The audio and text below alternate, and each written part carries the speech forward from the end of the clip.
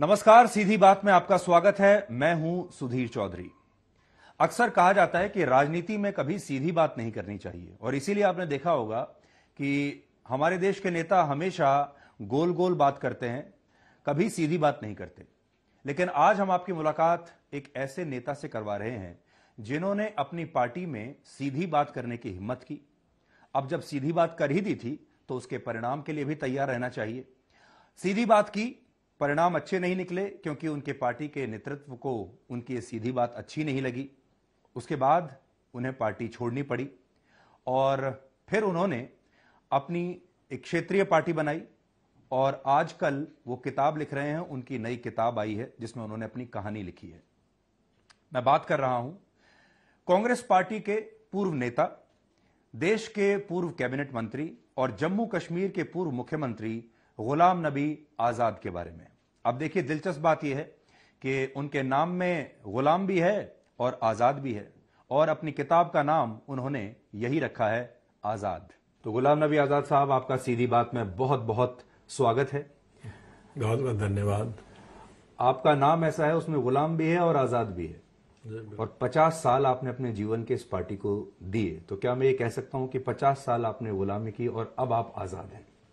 नहीं, गुलामी तो मैंने कभी भी नहीं की। मैंने जिसके साथ काम किया आज़ादी से किया और जो मैं सोचता था उसको बड़ी आज़ादी से बोला। चाहे वो संजय गांधी का ज़माना हो, इंदिरा गांधी का ज़माना हो, राजीव गांधी का ज़माना हो, केसरी जी का हो, नरसिम्हा राव जी का हो, मनमोहन सिंह जी का हो, सोनिया जी का हो। लेकिन जब हमें लगा कि अब आज़ाद बोलने से, आज़ादाना तरीके को बोलने से अच्छा नहीं लगता लीडरों को, या उसकी सुनवाई नहीं होती है, या लोग चाहते नहीं है लीडरशिप में, हमने छोड़ दिया। जैसा हमारे शो का भी नाम है, सीधी बात। सीधी बात किसी को अच्छी नहीं लगती, बिल्कुल अच्छी नहीं लगती। तो अगर आपने जो इतना 50 साल का तजुर्बा है, गांधी परिवार में आपने सबके साथ काम किया, तो सीधी बात सबसे ज्यादा जो आप करते थे किसको चुभी?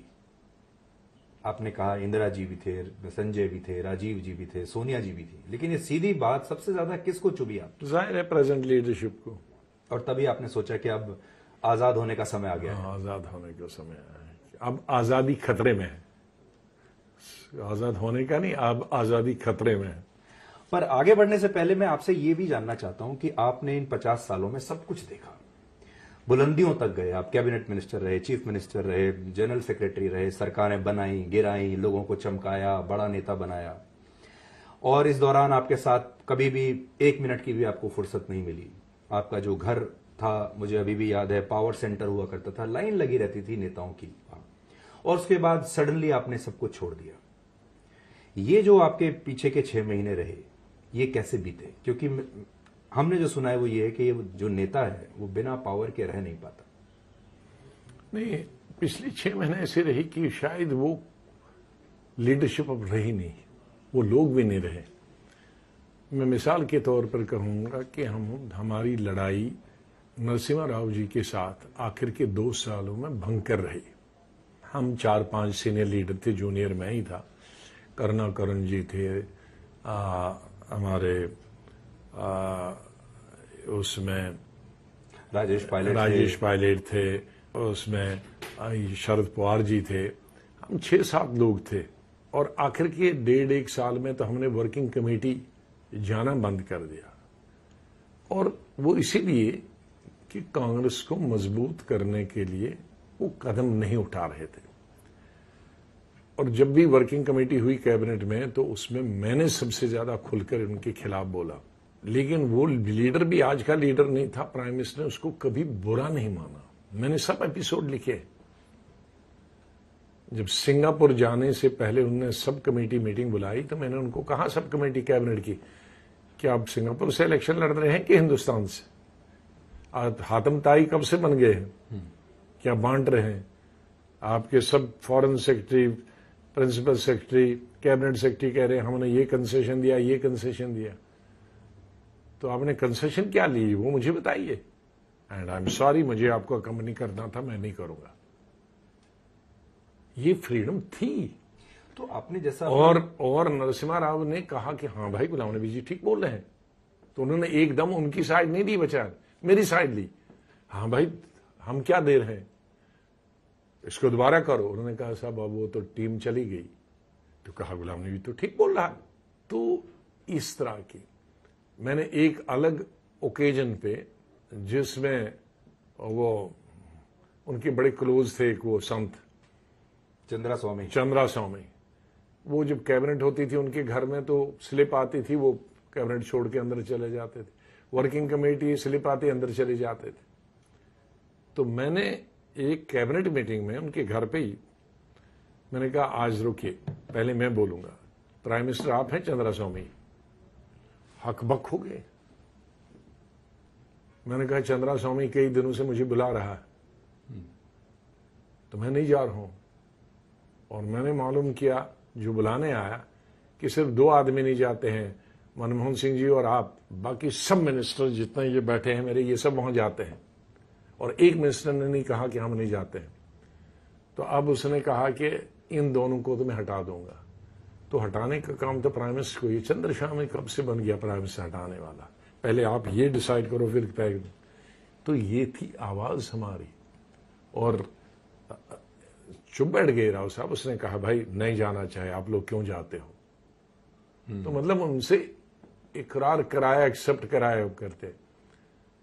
तो इस तरह की बातें, हम उम्र में भी हमसे डबल थे, एजुकेशन में डबल। वो लिटरेरी आदमी था, प्राइम मिनिस्टर थे, कांग्रेस प्रेसिडेंट थे, लेकिन इतनी हमको छूट थी कि हम अपने दिल की बात कह सकते थे। इसलिए एक वर्किंग कमेटी में उन्होंने बोला गुलाम नबी में एक अच्छी चीज है, ये अंदर कैबिनेट में और वर्किंग कमेटी जोते मारता है, लेकिन बाहर पार्टी को और गवर्नमेंट को डिफेंड करता है। आपने अपनी बुक में भी लिखा है कि आपने इंदिरा गांधी तक को ना कह दिया था एक बार उन्होंने आपसे। उन्होंने मुझे 2 जनरल सेक्रेटरी बनाने के लिए कहा, मैंने लिखित में भेजा, they don't come under the criteria. तो मेरा अगला सवाल यही है, आप इंदिरा गांधी को ना कह सकते थे, नरसिम्हा राव को ना कह सकते थे, मनमोहन सिंह राजीव गांधी को तो 1000 बार ना कर, राजीव गांधी को कह सकते थे, तो फिर इतने लोगों ने आपकी ना सुन ली। सोनिया गांधी आपकी ना क्यों नहीं सुन पाई, राहुल गांधी आपकी ना क्यों नहीं सुन पाए? सोनिया गांधी भी जब अकेले जब तक वो खुद डिसीजन लेती थी तब तक वो ना सुनती थी। और ना हम किसी को, मेरी जिंदगी में एक ऑब्जेक्टिविटी देखी थी, राजीव गांधी और हमने तो बहुत निकट किया। मैंने उनको बताया था कि देखो ये ABC 2-3 नाम बताए, मुझे वो बुरे नहीं लगते हैं, लेकिन उनको मैं बुरा लगता हूं। कभी कभी ऐसा होता है आप किसको नापसंद नहीं करते, लेकिन वो आपको नापसंद करता है, आप उसमें क्या करेंगे। तो मैं उनको बताया था इनके खिलाफ मैं अगर कुछ बोलूंगा तो डोंट एंटरटेन दैट, शायद उसमें ऑब्जेक्टिविटी नहीं होगी। यहां तक हम करते थे। कहा नहीं, मुझे मालूम है कि तुम उनके खिलाफ फर्स्ट तो कहोगे नहीं, और कहोगी तो ऑब्जेक्टिवली कहेगी। तो आई थिंक सोनिया गांधी तक ये समझते थे कि हम पार्टी के या गवर्नमेंट के या उनके हित में जो कहेंगे उसमें कोई हमारा अपना पर्सनल इंटरेस्ट नहीं होगा। लेकिन जय नई लीडरशिप आई, नई सोच के लिए, हमारी सोच पुरानी है, हम यंग भी थे तो पुरानी सोच वालों के साथ काम करते थे। अर्ली 30s या लेट 20s में इंदिरा गांधी के साथ काम करते थे। अर्ली 30s में तो मैं उनके साथ मंत्री बन गया और इतनी एक्सेसिबिलिटी थी। मैंने आपको शायद इस बुक में मैंने लिखा, जब बचपन में मैं सोचता था कि ये कश्मीर में बहुत BBC सुनते हैं, तुम हर घंटे के बाद BBC होता था उर्दू सर्विस।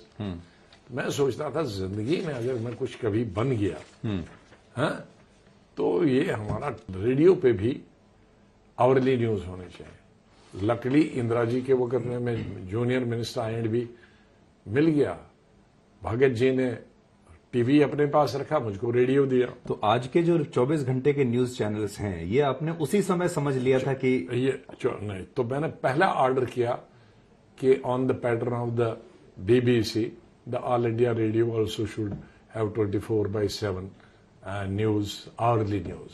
सेक्रेटरी 4-5 दिन के बाद आया, सेक्रेटरी टू द मिनिस्ट्री, उसने कहा जी मंत्री जी ने इसको टर्न डाउन किया। मैं लॉ फाइल ली, मैंने धवन को कहा कि मैं अब भी आ रहा हूं सीधे इंदिरा जी से मिलने। मैं इंदिरा जी के गया और ये रखी सामने, मेरा ऑर्डर और भगत जी का, इंदिरा जी ने धवन को कहा रेक्स पे मिलाओ भगत जी, ये प्रॉब्लम हम बूढ़े आदमी हूं, हम खुद कुछ नया सोचते नहीं है और जो सोचते हैं उनको करने नहीं देते हैं। मैं एनवी फील करती हूं कि ये मुझे करना चाहे था। मेरा भी पहला पोर्टफोलियो INV था शास्त्री जी, मेरी समझ में नहीं आया। देखो इसकी लड़की की समझ में नहीं आया, आप इसको कैसे ये टर्न डाउन कर सकते हैं। और टेलीफोन छोड़ दिया। जब तक मैं शास्त्री भवन आया तो मेरे पीए ने कहा कि अभी भगत जी 4 दफा यहाँ चक्कर दरवाजे के लग गए, अरे जो आ रहे तो मेरे साथ बात। तो फिर मैं सीधे उनके कमरे में गया, उनको आने नहीं दिया कि वो आ गए। तो कहते हैं अरे मेरे बाप ऐसे ही कहा उधर इंदिरा जी को मेरी शिकायत की लगाई, मुझे कहते, मैंने कहा आपको तो लिखित में भेजा था, आपने लिखित में रिजेक्ट किया, मुझे आप बुला लेते तो मैं बताता कितने फायदे हैं। मतलब ये थी लीडरशिप के 1 सेकंड में भी वो मेरा प्रपोजल। आप ये कहेंगे कि ये जो प्रेजेंट लीडरशिप है ये सबसे इंटॉलरेंट लीडरशिप रही है अभी तक की कांग्रेस पार्टी की? मैं अब वो इंटॉलरेंट हूं, टॉलरेंट हूं, मैं अब उसमें सुपरलेटिव्स नहीं लगाना चाहता हूं, लेकिन हमारे बाहर जाने का कारण ये एक बन गया, वरना हमारा दिल, किसका दिल कहेगा इस उम्र में और इतने साल कांग्रेस पार्टी के, जिसमें प्रैक्टिकली हमने खून दिया, जिसके लिए कांग्रेस में मिनिस्ट्री छोड़कर पंजाब का इंचार्ज 4 साल रहा, 26 दफा हम पर हमले टारगेट मिलिटेंटों की तरह किया करेंगे। लेकिन जब तक शांति नहीं हुई, जब मैंने मिनिस्ट्री से इस्तीफा दिया राजीव गांधी की और मैंने कहा मुझे पंजाब का इंचार्ज बनाओ, तो उन्होंने बताया तुम क्या मांगते हो? मैंने कहा क्या? कहा डेथ वारंट। तो मैंने कहा डेथ वारंट मांगे। मैंने गांधी जी का मैं डिसाइपल रहा हूं, चाहे मैं आपकी फैमिली के साथ काम करता हूं, लेकिन मेरा जो गुरु है, पॉलिटिकल गुरु, ने उसको देखा है, मेरे पैदा होने से पहले मर गए, लेकिन मैं महात्मा गांधी को, ये आज़ादी का मैंने बहुत पढ़ा है, स्कूल में, कॉलेज में, यूनिवर्सिटी में, और गांधी कैंप्स मैंने बहुत किए हैं कॉलेज यूनिवर्सिटी में, कश्मीर में, और जहाँ के गांधी का नाम लेना उन दिनों बड़ा मुश्किल था। तो वो इतनी देश के लिए कुर्बानियां दे सकते हैं, हम भी मर गए, तो इस भावना से हम गए। हमने इलेक्शनों में काम किया है। मई जून में मुझे पहले ब्लीडिंग आती थी, मैं डॉक्टर को सिखाया कि भाई कैसे बंद करते हैं, उसने कहा कॉटन और वैसलीन लगाओ, तो कुछ घंटे बंद हो गई। तो मैंने कैंपेन इलेक्शनों में की है कि एक पब्लिक मीटिंग की तो कॉटन और वैसलीन लगाया, क्योंकि बीच में छींक आ जाती थी, वो निकल जाता, तो वैसलीन और ये था। मैंने मध्य प्रदेश के इलेक्शन लड़े जब दिग्विजय सिंह जी पहली चीफ मिनिस्टर बने, I was chairman incharge as chairman minister. मेरा बुखार था, मैंने जामा मस्जिद में जब पब्लिक मीटिंग करी, दिल्ली का भी इलेक्शन उसके साथ ही था, संजय खान को बुलाया था, उन दिनों बहुत मशहूर था, तकरीबन 50,000 की भीड़ थी, लेकिन मुझको भी बुलाया था और मेरा 104 बुखार था। संजय खान जो है बेचारे बोलने लगे, किसी ने सांप मीटिंग में डाल दिया। मैंने बुखार देखा, डॉक्टर साथ था, 104 था, मध्य प्रदेश से ही बुखार था। मैंने एक क्रोसिन का टेबलेट निकाला और मुंह डाल दिया और संजय खान को बिठाया, और जो मैंने गालियां दी, मुझे मालूम था कहां से सांप आया था। और जब वापस टेम्परेचर देखा 106 था, 106 मुझे सीधे हॉस्पिटल राम मनोहर ले गया और सुबह तक स्लैब बर्फ की रखी, सुबह तक 102 टेम्परेचर आया और जहाज ने कहा 4 दिन का रेस्ट, लेकिन मेरे 5 पब्लिक मीटिंगें थी दिन में जहाज, और उस जहाज में चढ़ के मध्य प्रदेश में 5 पब्लिक मीटिंगें की। तो ये तो हमने अब कांग्रेस पार्टी के लिए किया। आपने सांप का जिक्र किया, आपकी बुक पढ़कर ऐसा लगता है कि आप ये कहने की कोशिश करें कि कांग्रेस में भी बहुत आस्तीन के सांप हैं, और आपने इसमें लिखा है संख्या बढ़ती जा रही है। जिन लोगों को आपने मुख्यमंत्री बनवाया, मंत्री बनवाया, वही लोग थे जिन्होंने आपके निष्कासन की बाद में बात की।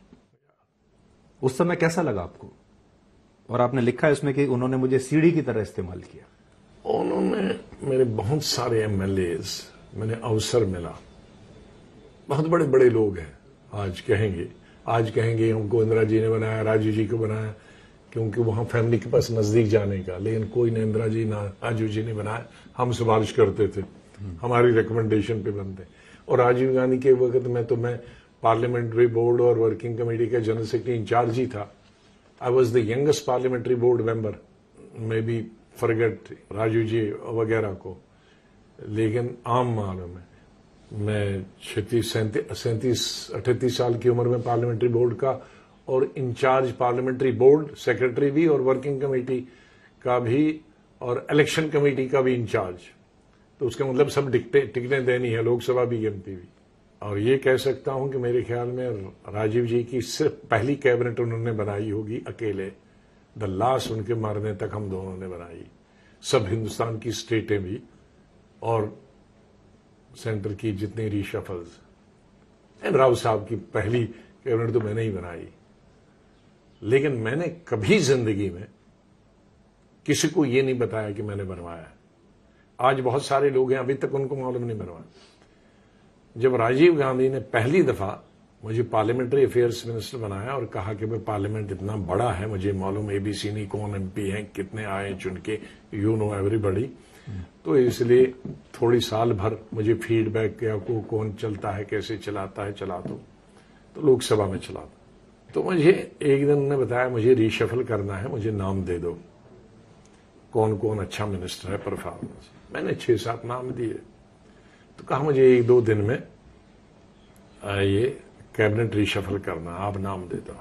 मैंने दिए 6 या 7 नाम। आई रिमेंबर सिर्फ अभी बिहार की एक लेडी थी, ये बंगाल के हमारे एक मिनिस्टर थे जिसकी लड़की महिला प्रेसिडेंट ऑल इंडिया की थी और वो फिर अब टीएमसी में चली गई है, टीएमसी में उसका बाप, उसका नाम संतोष मोहन देव, उसका देव। तो इसी तरह 6-7 के महीना गया तो कोई रिशफल नहीं। राजीव गांधी ने पूछा, मैंने पूछा, मैंने नाम मांगे तो मैंने दे दिया। तो उसके बाद एक दिन पार्लियामेंट खत्म हुआ, शाम को बुलाया, चाय वाय पी, कहा आप बड़ा सिक्योरिटिव है। तो बड़े सिक्योरिटिव में क्या हुआ? कहा मैं तुम्हारा टेस्ट लेना चाहता था। लॉयल्टी टेस्ट नहीं, सिक्रेसी टेस्ट। लॉयल्टी टेस्ट तो उनको मालूम था जब हम यूथ कांग्रेस में। सिक्रेसी टेस्ट कहा मैंने जो नाम दिए थे तुमने 5-6, तो उनको मैंने 2-3 को बताया भाई तुम मैं मंत्रिमंडल में ले रहा हूं, तो गुलाम नबी ने बताया नहीं तुमको। तो 2 ने तो कहा जी वो तो हमारे खिलाफ है, वो हमारा ना, हमको कहां बताएंगे, वो तो काट लेंगे। तो बाकी 3-4 ने कहा नहीं हमको तो नहीं बताया, वो भूल गए होंगे। तो मैं ये देख रहा था कि इंदिरा जी के वक्त में उनके आसपास शायद वो इनडायरेक्टली धवन फौतेदार का नाम देते होंगे या और किसी का, जो इनको मालूम होता था कैबिनेट, वो पहले ही बता देते थे उनको हम बनवा रहे हैं। तो यहां नाम तुमने दिए हैं, तुम मिनिस्टर भी हो, तुमने किसी को नहीं बता दिया, ये बड़ी बात थी। तो कहा अब तुम्हें बताओ मैं सुबह कर रहा हूं ऋषभ, तो सुबह की उन्होंने। उसके बाद उनके मरने तक पोजीशन में भी रहे, कोई स्टेट की उन्होंने खुद नहीं बनाई, कोई सेंटर की कैबिनेट बनाई, और आज तक हमने किसी को बताया भी नहीं हमने बनाया था। आजाद साहब, जैसा भी आप बात कर रहे थे, आज भी चेहरे 2 ही नजर आ रहे हैं। जिस तरीके से कांग्रेस पार्टी काम कर रही है, वो ये चाहती है कि मोदी के सामने राहुल गांधी का चेहरा ही नजर आए। तो भारत जोड़ो यात्रा, उसके बाद लगातार ये सूरत में जो किया, और अभी भी जो आप देख रहे हैं, उसमें आपने देखा होगा कि टोटल जो स्पेस है ऑपोजिशन का, उसको राहुल गांधी कैप्चर करने की कोशिश कर रहे हैं। तो आपको ऐसा लगता है कि दिस टैक्टिक विल वर्क और अगले चुनाव में जो टक्कर होगी इन दोनों के बीच में ही होगी? कह नहीं सकते, क्योंकि अभी देखना होगा ये जो महीने हैं कि इसमें कांग्रेस सुधर जाती है या अलायंसेस होते हैं। अभी अलायंस किसके, मान लीजिए कांग्रेस, उदाहरण देता हूं, कांग्रेस अलायंस करेगा ममता से, कांग्रेस को वहां देने के लिए क्या है ममता को, और ज्यादातर स्टेट्स में यही है। आप कांग्रेस करेगी अलायंस अखिलेश के साथ, कांग्रेस के पास है क्या यहां अखिलेश को देने के लिए? अब अगर मैं आज की बात करूं वापस आकर, इस समय कांग्रेस पार्टी की जो स्थिति है और 1 साल बचा है लोकसभा चुनाव में। कांग्रेस पार्टी की स्थिति का मतलब सिर्फ इतना नहीं है कि पार्टी के अंदर क्या चल रहा है, देश की राजनीति पर भी उसका असर पड़ता है, विपक्ष पर भी उसका असर पड़ता है। आपकी अपनी प्रेडिक्शन क्या है? You are such a seasoned leader अगले लोकसभा चुनाव। मैं प्रेडिक्शन नहीं करूंगा, मैं जानता हूं प्रेडिक्शन, स्टेटों के बारे में भी प्रेडिक्शन जानता हूं, मतलब हमने अपने अनुभव से, मैंने तो जो मेरी हथेली है उस पर सब स्टेट हैं, कितनी बड़ी है कितनी छोटी, कौन हारेगा कौन जीतेगा। लेकिन आज का जो एटमॉस्फेयर है इतना सरचार्ज है और लोग भी गलत है। आप कहोगे कांग्रेस जीत जाएगी, कहेंगे ये तो कांग्रेस में वापस आ रहा, बीजेपी के अच्छे चांस है, ये तो बीजेपी वाले हैं। ये आज पोलराइजेशन कंप्लीट नहीं, पोलराइजेशन नहीं, लोगों की सोच। मैंने देखा पिछले इलेक्शन में, मैं जम्मू कश्मीर में था और ये गुजरात के इलेक्शन थे, हिमाचल के इलेक्शन था, तो मुझे पूछा गुजरात में क्या होगा, मैंने कहा कंपटीशन कांग्रेस के और बीजेपी के बीच में है और बीजेपी का एज है और मुमकिन है दूसरे नंबर पे कांग्रेस के बजाय आप भी आ सकता। तो कांग्रेसियों ने कहा जी इन्होंने ऑलरेडी डिसमिस किया, बीजेपी को दे दी। हिमाचल में मैंने कहा कि कांग्रेस हैज एज, कांग्रेस जीत सकती। नतीजा उसका क्या लिया, दूसरे दिन यहां से सब एडवाइजरी जम्मू कश्मीर को हो गई, तुम ये फैलाओ, हम यहां से फैलाएंगे कि गुलाम नबी आजाद ज्वाइन कर रहा कांग्रेस। तो मेरी पार्टी को तोड़ने के लिए कोशिश की। तो इसलिए आज मैं कह रहा हूं, ये कह सकता हूं कि अगले इलेक्शन में बीजेपी कहां जीतेगी लोकसभा या कांग्रेस कहां जीतेगी। कांग्रेस का फेवर लूंगा, वो अभी चलाएंगे कि वो कांग्रेस ज्वाइन कर रहा, बीजेपी का कहेंगे ये तो मोदी का। तो इसलिए पर ये इंटरव्यू एक टर्निंग पॉइंट साबित हो सकता है लेकिन ये चीज मैं कहूंगा, 7 साल के मेरे अपोजिशन के लीडर कार्यकाल में प्राइम मिनिस्टर से लेकर 8-10 यूनियन मिनिस्टरों ने मुझे कहा, senior those who matter close भी, कि भाई कांग्रेस का सर्वाइवल जरूरी है, दूसरी नेशनल पार्टी का होना जरूरी है। कांग्रेस पार्टी ये रियलाइज नहीं करती है कि इसी पार्टी ने लीड ली है फ्रीडम स्ट्रगल में, बाकी हिंदुस्तान जुड़ गया। तो इस पार्टी की लीडरशिप को बहुत मेहनत करना पड़ेगी और सबको लेने की, ये वन अपमैनशिप नहीं होनी चाहिए कि बस मैं ही हूं और कोई नहीं हो। मैं वाला जमाना चला गया, अब हम वाला जमाना है, हमारे हम। तो जब तक हम ये मैं कहेंगे मुझे लीड भी करना है, मुझे ऑल पार्टी भी लीड करना है, मेरे को ही प्रेजाइड भी करना है, मुझे कोई प्राइम मिनिस्टर भी बनना है, मेरे को ही कांग्रेस प्रेसिडेंट भी बनना है, मेरे को भी प्राइम मिनिस्टर बनना है, तो हम कहां जाएंगे? दिस हम should be within the party, this हम should be outside the party. जब हम कहेंगे तो सब जुड़ जाएंगे, जब तक हम मैं कहूंगे तो आपका बेटा भी नहीं जुड़ेगा, कोई नहीं आएगा। लेकिन चॉइस ऑफ इश्यूज ये बहुत इंपॉर्टेंट होता है। 2019 में राहुल गांधी ने, कांग्रेस ने, तब तो आप कांग्रेस में थे, रफाल का मुद्दा उठाने का आपने तय किया कि हम तो इसको उठाएंगे, चौकीदार चोर है का नारा देंगे, वो बिल्कुल नहीं चला। इस बार चुनाव में अब वो अडानी का मुद्दा उठा रहे हैं।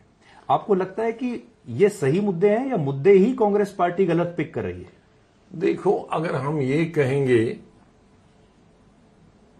कि चौकीदार चोर है, गलत मुद्दा था। दुर्भाग्य से जिसने भी राहुल गांधी को कहा कि ये मुद्दा खराब है, उसने कहा आप प्रो मोदी। मैं उदाहरण दे सकता लेकिन दूंगा नहीं। किस किस फोरम पे उन्होंने ये कहा कि आप प्रो मोदी हो क्योंकि ये मुद्दा नहीं देते। तो अगर हम कहेंगे रेफाइल का मुद्दा खराब था, कहेंगे प्रो मोदी है। चौकीदार चोर है, कहेंगे प्रो मोदी। आप कहेंगे कि भाई ये इस बिजनेस अडानी के खिलाफ है, आप कहेंगे प्रो अडानी है। सोच बदलने की जरूरत है कि हर आदमी एडवाइस जो देता है वो ऑब्जेक्टिव ही देता है। हर आदमी प्रो मोदी नहीं, हर आदमी प्रो अडानी नहीं। ये लोग जितने भी हैं ये पोलिंग स्टेशन पे नहीं गए हैं। मैं हिंदुस्तान के सब पोलिंग स्टेशन पे गया। जब पोलिंग स्टेशन पे लाइन देखो 50% वालों को जूता नहीं होता और 50% को चप्पल होता, कपड़े फड़े। मैंने आज तक कोई टाई वाले को कहीं देखा नहीं लाइन में, कश्मीर से कन्याकुमारी तक। मैंने सूट बूट वाले को, बंद गले को लाइन में नहीं देखा। मैं हमारी बेटियां, बहू बेटियां को किसी में अच्छे घर की वोटिंग पे नहीं देखा। तो आप उन्हीं को कैटर करते हो। तो जो नीचे वोटर गांव है में है, उसको किसान इशू नहीं है, उसके उनके लिए इश्यूज नहीं है। आप गलत इश्यूज ले रहे हैं। जब आपको पद्म भूषण दिया गया और आपने उसे स्वीकार कर लिया, हाँ स्वीकार किया, उस समय आपकी पार्टी बड़ी नाराज हुई आपसे, तब भी आपके ऊपर यही आरोप लगा कि आप प्रो मोदी हैं, इसीलिए मोदी साहब आपको पुरस्कार दे रहे हैं। उसका मतलब है कि हिंदुस्तान में उससे पहले 1 साल पहले मुझे पद्म भूषण ही वहां के एक्स चीफ मिनिस्टर जो आज है नहीं, जिनको रिप्लेस किया अभी हमारे बीजेपी के एमएलए ने, मिनिस्टर, चीफ मिनिस्टर ने, असम के तरुण गोगोई को मिला। एआईसीसी के सब लोगों के ट्वीट आए, तो प्रो बीजेपी नहीं था, क्योंकि मैं गुलाम नबी आजाद था, इसलिए प्रो मोदी हो गया। सोच गलत। आपके ऊपर तब किसी ने आपको ये सलाह दी कि ये पुरस्कार मत लीजिए, पद्म भूषण को आप रिजेक्ट कर दीजिए? मुझे किसी ने सलाह नहीं दी, और देते भी तो मैं इनकार कर देता। पद्म भूषण मोदी जी की आजाद नहीं है, कांग्रेस पार्टी की आजाद। दो मैं टर्निंग पॉइंट देखता हूं हार्ट बर्न के, जहां पहला जब आपको पद्म भूषण मिला, दूसरा जब आपका आखिरी दिन था राज्यसभा में और मोदी जी ने आपके लिए एक बड़ा भावुक भाषण दिया। उस दिन से मुझे ऐसा लगा, और हमने भी सब ये देखा, कि कांग्रेस पार्टी में आपके लिए स्पेस बहुत कम रह गया और उन्होंने आपको एक प्रो मोदी मान ही लिया। नहीं, उससे पहले ही राहुल गांधी ने बताया था, सबको बताया था, मेरे को नहीं, 23 के 23 लोगों को बताया था। जब हमने G23 की लेटर लिखी, तो G23 में क्या था? पहले कुछ 4 पहरा तो पैराज फैमिली पर थे कि नेहरू ने इतना अच्छा काम किया, फ्रीडम फाइटर से लेकर, और बाद में इंदिरा गांधी ने इतना अच्छा काम किया, राजीव गांधी ने ये काम किया, सोनिया गांधी ने ये काम किया, राहुल जी की भी एक लाइन है। लेकिन आज कांग्रेस आगे बढ़ नहीं रही है। लोकसभा में हमारे 2 टर्मों से लीडर अपोजिशन नहीं है और इस पे कोई विचार मंथन नहीं हो रहा है। तो हम लोगों ने इंडिविजुअली आपको बताया है, लेकिन कुछ असर नहीं हुआ। आज कलेक्टिवली बताते हैं, ये है कि हम चाहते हैं फुल टाइम प्रेसिडेंट हो, हमारे ब्लॉक लेवल के पार्टी के इलेक्शन हो, डिस्ट्रिक्ट लेवल के, स्टेट लेवल के, नेशनल लेवल के, वर्किंग कमेटी के इलेक्शन, जो कि 26 साल से नहीं हुए हैं। जहां 26 साल से इलेक्शन नहीं हुए हैं, वो पार्टी कैसे बढ़ेगी? पर राहुल ने तब भी उस दिन नहीं, मुझको नहीं हुआ। जब मीटिंग वर्किंग कमेटी कहा, ये तो मोदी ने लिखी है। जिस दिन मोदी जी आप सदन में बैठे हुए, मतलब अब मोदी 23 लोगों को, जिसमें 15-16 कैबिनेट मिनिस्टर और 6 एक्स चीफ मिनिस्टर हैं, अब वो 14-15 कैबिनेट मिनिस्टर और 6 चीफ मिनिस्टर मोदी के लेटर कैबिनेट को सलाह दें, और वो मोदी, जिसको आप 24 घंटे कहते हैं एंटी कांग्रेस है, वो कांग्रेस को ठीक करने के लिए हमको सजेशन लिख के दे। इंसान की दिमाग की सोच। वो कहेगा ब्लॉक करो, तुम डिस्ट्रिक्ट बनाओ और बीजेपी को हराओ। जिस दिन मोदी जी आपकी इतनी भर भर के तारीफ कर रहे थे राज्यसभा में, आप बैठे हुए थे, उस दिन आपके जहन में ये बात चल रही थी कि ये बात मेरी पार्टी वाले भी सुन रहे हैं, आज मोदी जी ने मेरा काम खराब कर दिया? नहीं, मैंने समझा ना। मैं सोचता एक फर्क कितना है इंसान और इंसान। यही मोदी जब चाहे तो धज्जियां उड़ाता है, यही मोदी जब चाहे किसी का और उसको लगेगा कि ये आदमी वर्थ है तारीफ के, तो ये तारीफ भी कर सकता है। ये मानसिकता नहीं है कि 24 घंटे उठ के गालियां ही देनी है। Did he surprise you that day? Of course, I didn't expect that कि ये इतना भावुक हो जाएंगे। विचारधारा को छोड़ दीजिए आप, बीजेपी की, कांग्रेस की एकदम ऑपोजिट विचारधारा है, लेकिन लीडरशिप में जो मानवीय मूल्य होने चाहिए, मतलब जो, क्या आपको दोनों पार्टियों के लीडरशिप में आपको एक क्लियर फर्क दिखता है आज की स्थिति में? देखो, आज के माननीय मूल्य खत्म ही हो गए, वो हिंदुस्तान से गायब ही हो गए। आज तो सब आदि है ये ये जो नई फास्ट फूड है उसके आदी है। चाहे वो चापलूसी से वो फास्ट फूड जल्दी ले लो, मैकडोनल्ड ले लो या दूसरा कोई फास्ट फूड है वो ले लो, खत्म कर दो।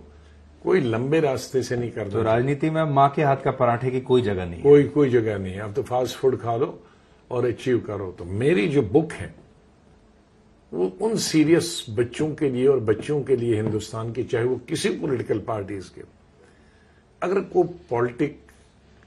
पॉलिटिक्स में जाना चाहते हैं तो वो इस बुक को एक दफा नहीं 5 दफा पढ़ें। उनको ये मिलेगा पढ़ने के लिए कि कितना मेहनत करना पड़ती है पार्टी को जिंदा रखने और कितनी कुर्बानी है, कितनी मेहनत है और ऑर्गेनिक मेहनत है। मतलब उसमें मैंने कोई पर्सनल कुर्बानियों की अभी बात नहीं की आपने, और इसमें देखा हमने कि शॉर्टकट की बात आपने कहीं नहीं की है। एक बात इसमें जो आपने बड़ी इंपॉर्टेंट कही वो ये कि अगर आप मुसलमान नहीं होते तो आप कांग्रेस अध्यक्ष बन सकते थे, और आप क्योंकि मुसलमान हैं इसीलिए आप अध्यक्ष नहीं बन पाए। नहीं, मैं अकेला नहीं, मैं कहता हूं मैंने उसमें बताया है कि अनफॉर्चुनेटली जो डिवीजन हिंदुस्तान का हुआ पाकिस्तान और हिंदुस्तान के बीच में, और उसका अफेक्ट आज भी लोगों में है। इवन कांग्रेस जैसी सेकुलर पार्टी जो अपने आप को कहती है वो भी उससे वंचित नहीं रही, वो भी उससे दूर नहीं रही। जब आजादी से पहले 50-60 वर्षों में 12-13 माइनॉरिटीज के प्रेसिडेंट बन सकते थे, उसको राष्ट्रपति बोलते थे, हाईएस्ट पोजीशन। आज 75 साल में क्यों नहीं एक मुसलमान भी बन गया? भाई प्राइम मिनिस्टर के लिए तो आपने छोड़ ही दिया है कि नॉन मुस्लिम होना चाहिए, लेकिन ये तो पार्टी के अंदर है। जिसकी क्षमता होगी, बहुत पुराने, हमसे पहले भी बहुत क्षमता वाले हैं, लेकिन वो जनरल सेक्रेटरी चाहे 40 साल रहे, हम भी 30 साल रहे, जनरल सेक्रेटरी से आपको आगे नहीं बढ़ना है। वर्किंग प्रेसिडेंट भी नहीं बनना है, वाइस प्रेसिडेंट नहीं बनना है। तो ये कांग्रेस की एक मानसिकता दिखलाती है कि वो भी कोई दूसरी पार्टियों से भिन्न नहीं है। आपने बाहुबली फिल्म देखी होगी, बड़ी सुपर हिट। हाँ, देखिए। उसमें एक किरदार है कटप्पा का। हाँ, तो आपकी बुक पढ़ के ऐसा लगता है कि आप असल में गांधी परिवार के और कांग्रेस पार्टी के कटप्पा थे। पर कटप्पा जो है कभी राजा नहीं बन सकता। कटप्पा राजा नहीं बन सकता, ठीक। तो आपके साथ भी वही हुआ? मेरे साथ नहीं, मुझसे पहले भी बहुत सारे सीनियर रहे जो हो सकते थे लेकिन नहीं बने। इस बुक में आपने ये भी लिखा कि आप उद्योगपतियों के साथ दोस्ती के खिलाफ थे, इसलिए आपने कभी उद्योगपतियों से दोस्ती नहीं मैंने की नहीं। हालांकि मैं जानता था सबको, लेकिन मैंने नहीं किया। लेकिन आज के संदर्भ में सबसे बड़ा मुद्दा उद्योगपति से दोस्ती का ही है, और वो है मोदी और अडानी की दोस्ती का, जिसको आप ही की पुरानी मैंने जिंदगी में नहीं रखी आपने, क्योंकि मैंने इस बुक में लिखा है कि जब 83 में एआईसीसी का सेशन कलकत्ता में चल रहा था तो मेरे पास स्लिप सेवा दल की आई, इंदिरा जी ऊपर डाइस पे बुलाते, हम नीचे थे, तो बुलाया, कहा तुम इसको जानते हो धीरू भाई को? मैंने कहा जानता हूं, लेकिन मच नहीं, आपके आता है जब ऑफिस वगैरह में या घर में तो बाहर निकलता है तो अलग सलेक होती है। कहा चलो ठीक। कहा उसकी बेटी की शादी है बॉम्बे में, मुझे बुलाया था और मैंने हाँ किया था, मैं तो नहीं जा सकती हूं, अभी 3-4 बजे हैं, अभी तुम फ्लाइट ले सकते हो, तुम मेरी तरफ से जाओ। वो धवन भी है, धवन उनको बताओ धीरू भाई को कि गुलाम नबी मेरी तरफ से आएगा, हाँ, शादी में। और मुझे कहा कि अच्छा, मैं तो मिनिस्टर था ही, तो कहा मैं टिकट विकेट, मैंने कहा जी मैं तो मिनिस्टर हूं, अभी हो जाएगी। तो कहा वहां किसी को बता दो कि फूल अच्छे से बनाए मेरी तरफ से जो दोगे उनको। तो मैंने अपने यूथ कांग्रेस के लोगों को बताया, मिनिस्ट्री वालों को नहीं बताया, उनको फोन किया मैं इतनी फ्लाइट से आ रहा हूं और इस फ्लाइट में एयरपोर्ट से। तो एयरपोर्ट पे पहुंचा तो वहां धीरू भाई के भी लोग थे, उनको धवन का मैसेज गया था, और उसको भी पूछते होंगे कौन आ रहा है, इंदिरा जी आ रही है, नहीं तो उनको भी कह रहे होंगे बिजनेसमैन ब्रेक करते हैं, नहीं उनका आदमी आ रहा है, उनका मंत्री आ रहा है लेकर। सो मैं उस शादी में गया, बेटी की शादी में, तो उसमें तब से हमारे क्लोज हुए। पर जैसे राहुल आज कहते हैं सूट बूट की सरकार, अंबानी अडानी की सरकार, तो जब कांग्रेस पार्टी की सरकार थी तब क्या अंबानी कांग्रेस के प्रधानमंत्रियों के करीब नहीं थे? करीब थे, सबसे करीब तो बड़े अंबानी इंदिरा जी के क्लोजेस्ट थे। मैं तो मिसाल बता रहा हूं। हाँ। मैं ही तो शादी पर गया उनकी तरफ से। तो ये क्लोजनेस सिर्फ दोस्ती तक नहीं, दोस्ती से भी आगे दोस्ती आगे है क्या? गांधी कहाँ रहते थे? बिरला गेस्ट हाउस में। गांधी पर तो कोई शक नहीं कर सकता कि उसने पैसे खाया या लूट। गांधी बिरला के था, वो किसी झोपड़ी में तो नहीं रहता था, बिरला के गेस्ट हाउस में था। कहां डेथ हुई? वहीं के। तो जानकारी तो थी ना। तो यानी कांग्रेस की भी ऐसा नहीं है कि अंबानी से दोस्ती रही है? नहीं, it was pre independence history. तो इंदिरा जी का तो हमने देखा कि धीरू भाई के बहुत करीब थे, फिर बाद में मुकेश अंबानी की इससे भी करीबी वैसी ही रही होंगी। तो आज उसी चीज को कांग्रेस मुद्दा क्यों बना रही है? मैंने कहा ना कि ये मुद्दे पासिंग रेफरेंस में हो सकते हैं, but they can not be a national issue. National issues वो हो सकते हैं जो हर आदमी को पिंच करे। ये मुद्दे उनके कंपीटिटर को फायदा हो सकता है या अच्छा लगता हो। कितने कंपीटिटर होंगे, या पासिंग रेफरेंस बीच का हिस्सा हो सकते हैं। अभी जो राहुल गांधी के साथ इलेक्शन का मुद्दा नहीं हो सकता। जो उनका डिस्क्वालिफिकेशन हुआ, जिस तरीके से उनका मकान ले लिया गया, उसको आप सही मानते हैं? बिल्कुल नहीं, वो गलत है।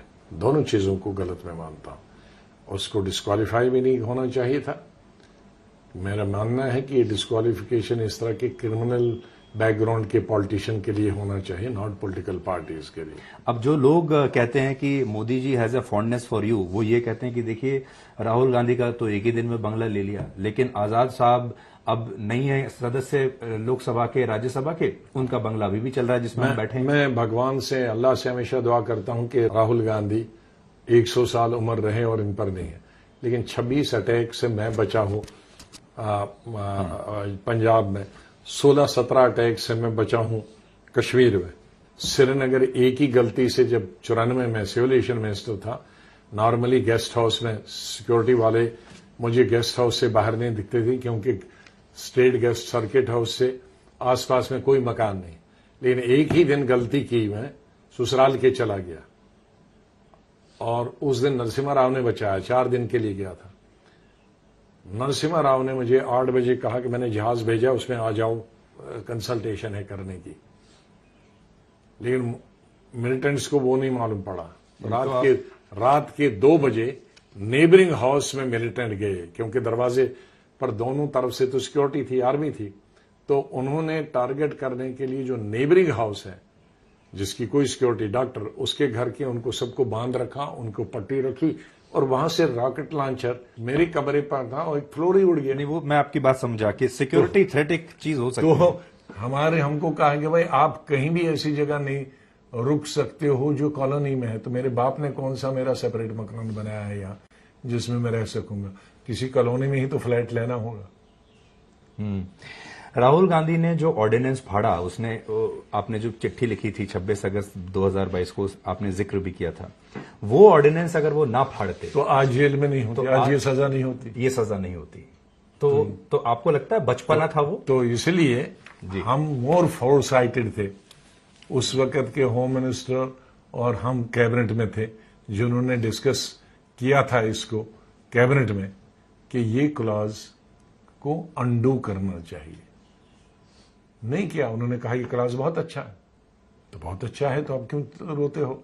आपने कहीं ये भी लिखा है कि प्रणब मुखर्जी हमेशा एक एम्बिशन पालकर चलते थे, वो प्रधानमंत्री बनना चाहते थे। बुक में लिखा है, आपने लिखा है ना? तो आपको लगता है ये बात सोनिया जी को भी पता थी और इसीलिए सबको मालूम था? उसके बारे में हमें थोड़ा बताइए कि आपने यहां तो एक रेफरेंस लिख के छोड़ दिया, लेकिन उनको राष्ट्रपति बनाने के पीछे क्या यही एक वजह थी? नहीं, वो राष्ट्रपति से ज्यादा प्रेफर करते थे prime ministership. At least first phase में, तो सेकंड में तो must. Was he disappointed when he was not made? Disappointed, but unfortunately he had not a public following, so he couldn't do anything. He was a big, great leader. Indira ji ने भी उनकी बहुत respect की, सब ने respect की, लेकिन उन्होंने ट्राई किया राजू जी के वक्त बाहर जाके, खुद भी, और जितने टिकटें भी दी सबकी जमान से जब्त करके, और दोबारा री एंट्री मैंने करवाई उनकी एज जनरल सेक्रेटरी। और राजीव गांधी 1 महीना नहीं मिले उनसे। उन्होंने कहा भाई वो आता है, मैं नहीं मिलूंगा, तुम मिलो। तो मेरे भी बेचारे आते थे 15 दिन रोज, तो अल्टीमेटली मैंने राजीव जी को मनवाया और उसको ज्वाइन करवाया। इसीलिए सोनिया जी ने उन्हें कभी आगे बढ़ने नहीं दिया उसके बाद, और फिर नहीं, I think Sonia ji was thinking कि कोई नेट रिजल्ट सपोर्ट वाइज तो कोई है नहीं तो वो तो मनमोहन सिंह भी नहीं थे। हाँ, लेकिन उनका एक था कि वो इकोनॉमिस्ट के तौर पर, या ये देखिए कि पोटेंशियल थ्रेट जो है, जो प्रणब मुखर्जी में उनको दिखता था। उसका दूसरा था कि थोड़ा जो मनमोहन सिंह जी मान सकते थे वो प्रणब करने में, ही वाज स्ट्रांग हेडेड, वो नो भी कर सकते थे, वे एक दिन में 10 दफा नो कर सकते थे। तो so he had his Manmohan Singh was a very good yes man. no Manmohan Singh ji was a gentleman, I like him, was a perfect gentleman. एक जगह आपने और ये लिखा है कि आपने सोनिया जी को कहा कि बेल्लारी को आप रिटेन करिए और रायबरेली को छोड़ दीजिए जब वो दो। उस समय आपने कहा कि प्रियंका जी को आप रायबरेली से चुनाव लड़वा दीजिए। डू यू थिंक कि Priyanka Gandhi could have been a better leader than Rahul Gandhi that time? No, मैंने उस वक्त कंपैरिजन का सवाल ही नहीं था, क्योंकि उस वक्त राहुल गांधी तो 2004 में आए, ये तो मैं 99 की बात करता हूं, तो आई थिंक राहुल तब पढ़ता ही होगा, यहाँ था भी नहीं, तो उसकी पॉलिटिक्स का कोई सवाल ही पैदा नहीं होता था। लेकिन चूंकि 99 के इलेक्शन में प्रियंका गांधी ही सोनिया गांधी का इलेक्शन देख रही थी, क्योंकि ये खुद तो पहली दफा थी, इनका जाना माना वहां, तो मैंने बिलारी में आपने उनका नाम रखा, इसलिए बिलारी में आउट ऑफ द टू, क्योंकि बिलारी में मैंने एक ही दिन के लिए इनको लिया था, बाकी आई वाज इलेक्शन इंचार्ज। लेकिन यहां थ्रू आउट उस महीने में इनका जो इलेक्शन देख रही थी रायबरेली में, वो प्रियंका देख रही थी। So keeping that in mind, मैंने सोनिया जी को कहा बिलारी से लड़ो, और ये यहां से लड़ी, साउथ भी। और ये दोनों में से आपको कौन ज्यादा डायनेमिक लीडर लगता है, प्रियंका या राहुल? ना, भाई बहनों के बीच में मेरे लिए तो दोनों अच्छे हैं। मैंने पहले ही कहा कि मैं पॉलिटिकली और फिजिकली उनको हमेशा चाहता हूं कि आगे बढ़े। मेरा कोई पर्सनल विवाद नहीं है, बल्कि मैं चाहता हूं कि उन स्वस्थ रहें, आगे बढ़ें, कामयाब करें, अपने मिशन में कामयाब हो गए। लेकिन थोड़ा नेविगेशन नहीं जानते हैं। नेविगेशन को रफ वाटर में जब तैरना होता है, और इतने बड़े समंदर में 130 करोड़ का जहाज के कैप्टन होना, उसको बहुत कुछ देखना। आपने ये भी लिखा that Indira ji had a dislike for Maneka Gandhi, और I have not said dislike, no I have not said, but उससे आता है कि मैंने डिसलाइक की बात ही नहीं की, बट सिर्फ वो डिसलाइक करती थी। ये नहीं मुझे मालूम डिसलाइक करती थी या नहीं करती थी, लेकिन यह है कि संजय जी के अभी कुछ ही दिन हुए थे डेथ के, तो उन्होंने मुझे बुलाया और ड्रॉर से निकाल के मुझे न्यूज़पेपर दिए कि इसको पढ़ो, इसमें क्या है। मैंने कहा कुछ नहीं है। कहा तुम्हें नहीं दिखता है कि मैंने कहा ट्री प्लांटेशन लगी है, अभी तो 40 दिन मुश्किल से होने वाले हैं या हो गए हैं, उसको ये करना चाहिए था। मैंने तो भी रिएक्ट नहीं किया। मैंने कहा बहु सास के बीच में हमें क्यों कहूं। फिर रुक के थोड़ी देर इंदिरा जी ने कहा कि भाई तुम्हें नहीं लगता है राजीव गांधी को राजनीति में आनी चाहिए? तो तब मैं समझ गया, अब सीधे ही उन्होंने कह दिया। तब उन्होंने बताया कि उसको बताओ फिर कैसे लाएं उसको। संजय गांधी का जो उदय हुआ 1980 में, और ये कहा जाता है कि बहुत जबरदस्त तरीके से वो राइज किए, और फिर उनकी मृत्यु हो गई। बहुत सारी थ्योरीज हैं, आप तो उनके बेस्ट फ्रेंड थे। ये भी कहा जाता है कि may be it was a conspiracy, उनकी जो मृत्यु थी। और ये भी था कि अगर वो जिंदा रह जाते तो बहुत जल्दी प्रधानमंत्री बन जाते। तो इसमें कोई शक नहीं, अगर वो जिंदा रहते तो, और दुर्भाग्य से अभी इंदिरा जी की मृत्यु अक्टूबर 1984 में होती तो वही प्रधानमंत्री चॉइस थे। क्योंकि मैंने अपनी बुक में लिखा है कि किस तरह से सबसे टॉलेस्ट लीडर उस वक्त के अपोजिशन के अटल बिहारी वाजपेयी ने उनको रिकग्नाइज किया पहली बजट सेशन में, और उन्होंने कहा कि इंदिरा जी को कहा कि तुम उनकी वजह से, संजय गांधी की वजह से आज लीडर हो। ये और अपने इनके साथियों ने लड़ाई लड़ी, वरना इंदिरा जी आपके सब लीडर भाग गए थे, आपके साथी भाग गए थे। और कहा कि आज मैं संजय गांधी को रिकग्नाइज करता हूं लीडर। इन्होंने मेरे खिलाफ बहुत बोला, मैं एक शब्द भी इनके नहीं बोलूंगा, क्योंकि आज इनकी वजह से आप सरकार में हैं।